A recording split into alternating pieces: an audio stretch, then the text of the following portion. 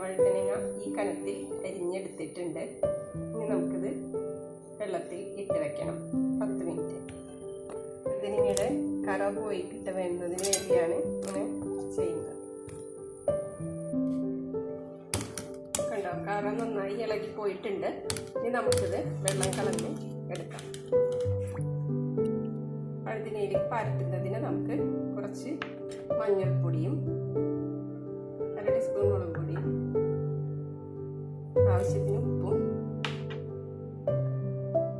1 spoon കോൺഫ്ലവറും mix ചെയ്ത് നമുക്ക് വഴുതനങ്ങ ചേർത്ത് പരട്ടിയെടുക്കാം.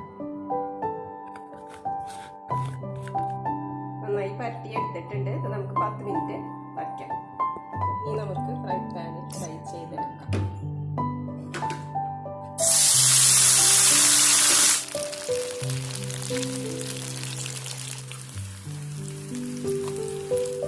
ഇങ്ങനെ മറിച്ചിട്ട് മുരിച്ചെടുക്കാം. നല്ലോണം മുരിഞ്ഞിട്ടുണ്ട്. നമുക്കിതെടുക്കാം. നല്ല ക്രിസ്പി ആയിട്ട് കിട്ടിയിട്ടുണ്ട്. കുറച്ച് സവാള നമുക്ക് വറുത്തെടുക്കാം. സവാള വറുക്കുമ്പോൾ എപ്പോഴും ഉള്ളി ഉപ്പിടാൻ മറക്കരുത്. എങ്കിലാണ് അതിൻ്റെ ടേസ്റ്റ് കിട്ടുന്നത്. സവാള വരിയിട്ട് നമുക്ക് വേപ്പിലയിലേക്ക് ഇട്ട് കൊടുക്കാം.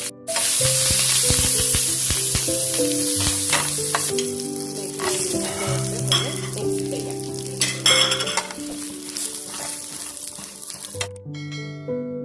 ഒരു ഊണിന് ഇത് മതി. ഇഷ്ടപ്പെട്ടാൽ ലൈക്ക് ചെയ്യാനും ഷെയർ ചെയ്യാനും മറക്കല്ലേ.